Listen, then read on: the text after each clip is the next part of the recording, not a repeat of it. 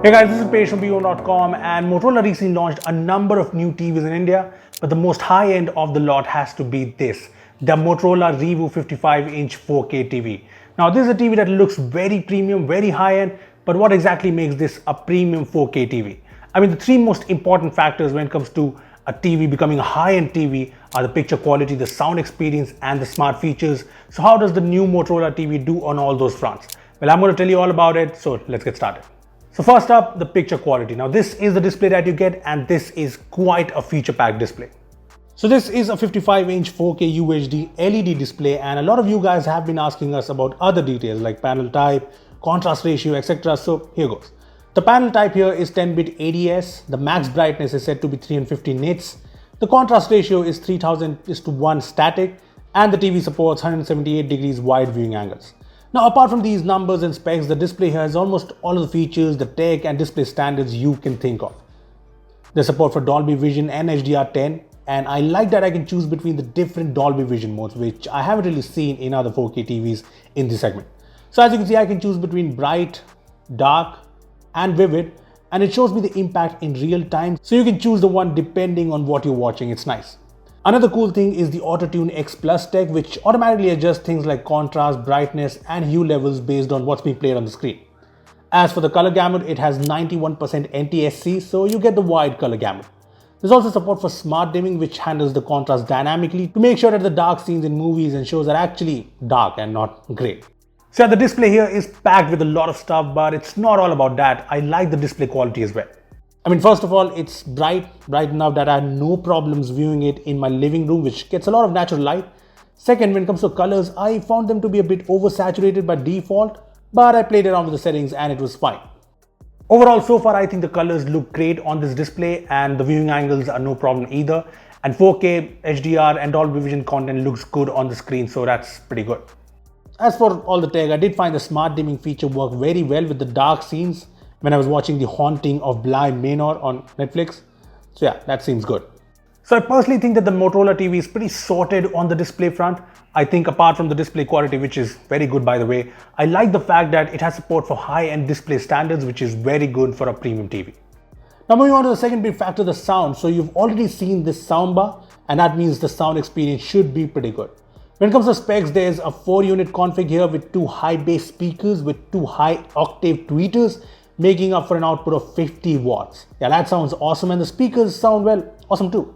These are very loud, very clear speakers, and there's very good bass too, something you don't get in a lot of TVs. Plus there's also Dolby Atmos support, which you can turn on or off, and also choose from the different Dolby modes, so you get the whole surround sound impact.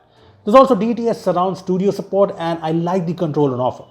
Now do note that you can only use either Dolby Atmos or DTS Surround Studio at once. Anyway, these features are good, but it's the sound that matters, and so far I've been impressed with the sound. Just listen to this. Let me just increase the volume.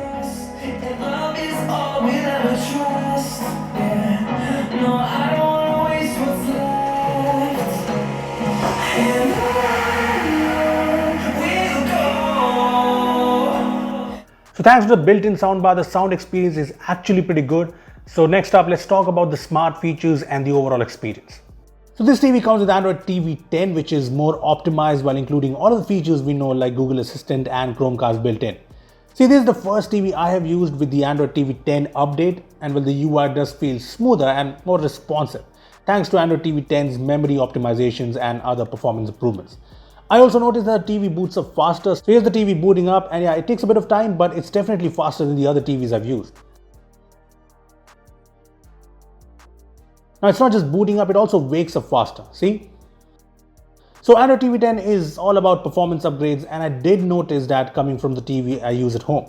Plus I like the fact that Motorola has promised timely updates to the TV, so that's good to know. Now part of the smooth and fluid performance so far is also due to the specs on board. MediaTek's MT5660 chipset, the Mali G52MC1 GPU, 2GB RAM and 32GB storage. Now along with these specs, the TV also has the RTCE tech, aka Response Time Compensation Engine, which is generally part of gaming monitors, and this makes sure that the motion blur is reduced a lot. Now apart from that, I know a lot of you guys want to know the pre-installed apps.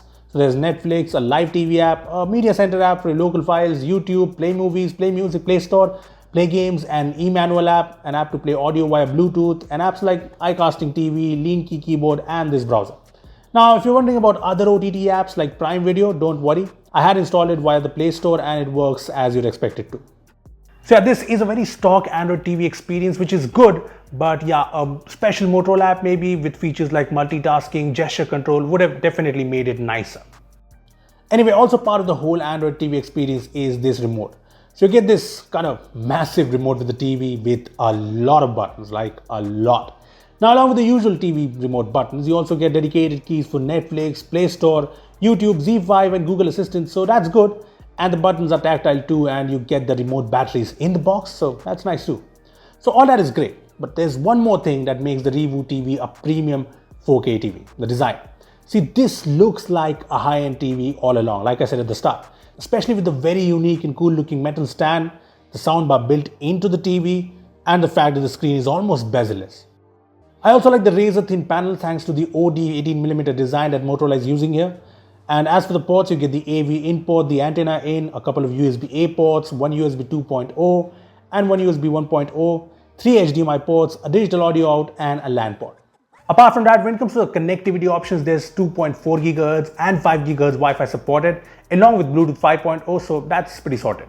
So that was everything about the new Motorola Revou 55-inch 4K TV. And coming to the pricing, this is priced at rupees 40,999, but there's also a 43-inch version priced at rupees 30,999. So yeah, you have the options. Anyway, if you ask me, I like the new Motorola Revou 55-inch 4K TV so far. I like how it looks, how the display looks, and how it sounds, which honestly is the key things in any TV. Now, I know you can get 55-inch 4K TVs at a lower price, but this is Motorola's premium TV, and I think that's the reason it's priced higher. Anyway, I'd love to know what do you guys think about these new Motorola TVs. Tell us in the comments down below. Also like this video, share it around and subscribe to our channel for more amazing tech videos. Well, that's me signing off. Thanks for watching and I will see you in the next one.